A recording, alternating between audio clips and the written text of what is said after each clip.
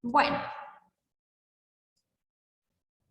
lo que tratamos de hacer fue leer, ¿verdad? Pero no lo pudimos hacer porque había voces de nuestras demás compañeras, porque todas estábamos leyendo en voz alta y yo les estaba preguntando cosas y ustedes no me las preguntaron, no me las respondieron, perdón, porque estaban queriéndose concentrar en la lectura, ¿verdad?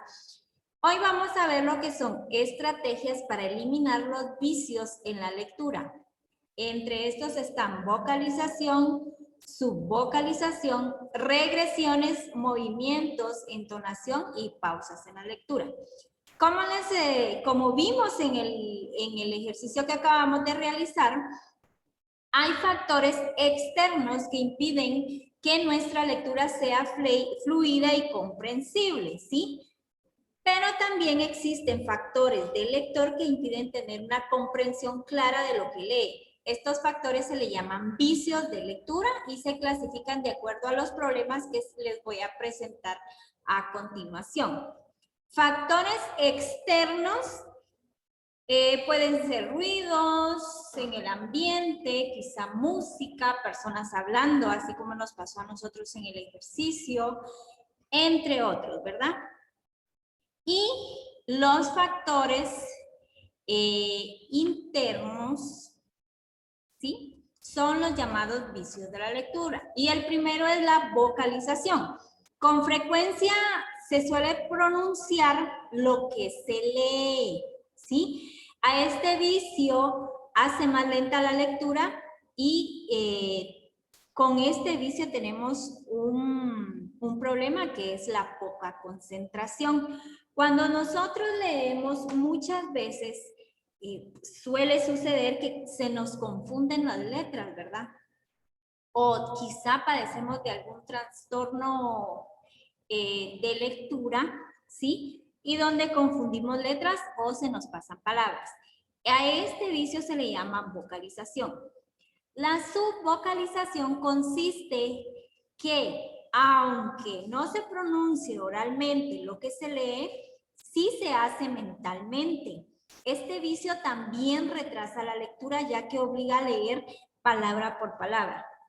Yo las puse a leer ahorita a ustedes en voz alta y ustedes me estaban repitiendo cada una de las palabras. Pero si yo las pongo a leer en voz baja, ustedes en su mente van a ir repitiendo o en su mente van a ir viendo la palabra que están leyendo. A eso se le llama subvocalización. Esto lo que hace es que hace que nuestra lectura no sea rápida, sino que sea lenta. Y este vicio debemos de ir, como todo vicio, requiere un tiempo para que dejemos de hacerlo, ¿verdad? Entonces es poco a poco. Otro problema es la fijación. La fijación ocurre en el momento en que los ojos, nuestros ojos, se quedan estáticos frente a una palabra, frase, imagen o persona. Se fijan sobre una parte de la escritura y luego dan un salto para continuar. Y esto provoca un proceso de fijar, saltar, etc.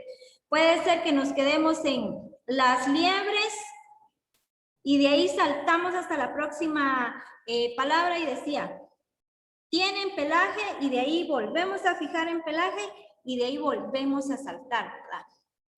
Y esto provoca, ¿sí? Que el proceso, este proceso de fijación hace que no se acepte ninguna información de la lectura realizada.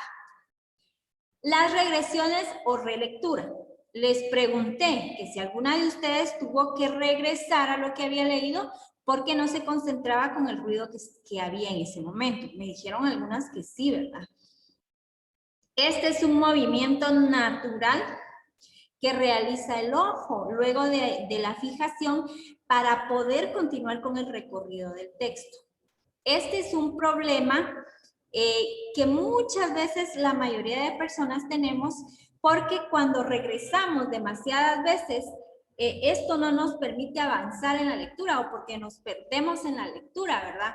Y las regresiones o las relecturas causan cansancio, fatiga visual y aburrimiento. Esto quiere decir de que perdemos el interés de lo que estamos leyendo. Los movimientos corporales, como seguir el texto con el dedo o un lápiz, o señalar las líneas con una regla, o controlar el ritmo de avance moviendo la cabeza. Esto lo hacemos con las regresiones.